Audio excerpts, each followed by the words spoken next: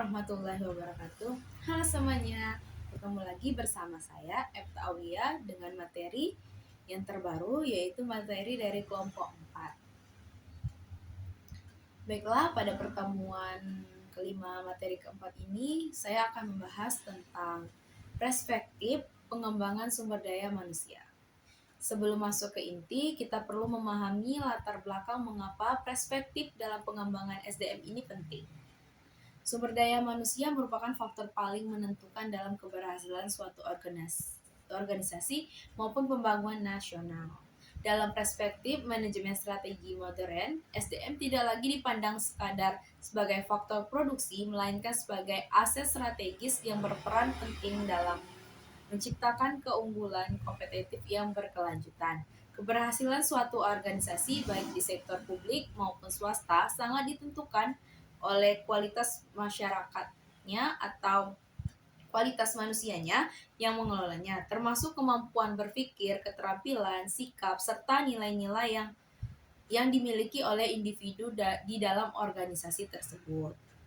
Adapun pengertian dan jenis perspektif pengembangan sumber daya manusia, yaitu pengembangan sumber daya manusia atau HRD didefinisikan sebagai upaya sistematis dan berkelanjutan untuk meningkatkan pengetahuan, keterampilan, sikap, dan kemampuan individu atau kelompok. HRD tidak hanya berupa pelatihan formal, tetapi juga mencakup pengembangan karir, pembinaan organisasi, manajemen kerja, dan pembelajaran sepanjang hayat. Dalam perspektif pengembangan sumber daya manusia, terdapat 4 jenis perspektif yang perlu kita ketahui. Yang pertama, perspektif fungsional. HRD berfokus pada pelatihan dan pengembangan kompetensi untuk meningkatkan produktivitas dan kinerja kerja. Yang kedua, perspektif pembelajaran dan perubahan. HRD dipandang sebagai proses pembelajaran sepanjang hayat untuk mempersiapkan individu menghadapi perubahan masa depan. Yang ketiga, perspektif organisasi. HRD selanjutnya menyelaraskan tujuan individu dan organisasi melalui pengembangan karir, budaya organisasi, dan strategi sumber daya manusia. Yang keempat, perspektif multidisipliner. HRD mengintegrasikan berbagai disiplin dan ilmu seperti manajemen, psikolog, pendidikan, dan ekonomi untuk memahami perilaku dan kinerja kerjanya. Pihak yang berperan dan bertanggung jawab adalah yang pertama, pemerintah. Yang kedua, organisasi dan dunia kerja. Yang ketiga, lembaga pendidikan dan pelatihan. Yang keempat, pimpinan dan manajer. Yang kelima, individu. Yang keenam, masyarakat dan lingkungan sosial.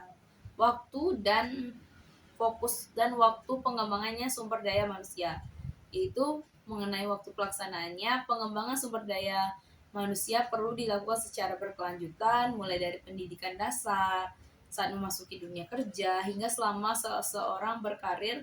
Pendidikan dasar membentuk karakter dasar, pendidikan menengah mengarahkan pada jalur akademi atau vokasi, dan perguruan tinggi berfungsi sebagai penghubung antara dunia akademik dan industri. Adapun strategi pengembangan sumber daya manusia meliputi workshop berkala serta coaching dan mentoring, sedangkan metode pengembangan antara lain on the job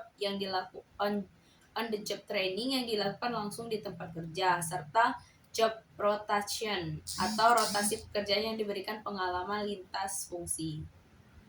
Sebagai kesimpulannya, pengembangan sumber daya manusia tidak hanya berfokus pada peningkatan kemampuan teknis dan pengetahuan, tetapi juga mencakup pengembangan sikap, nilai, soft skill, etika kerja, kreativitas, serta kemampuan beradaptasi terhadap perubahan lingkungan dan kemajuan teknologi. Keberhasilan pengembangan sumber daya manusia sangat ditentukan oleh perencanaan yang matang, metode yang tepat, serta keterlibatan berbagai pihak.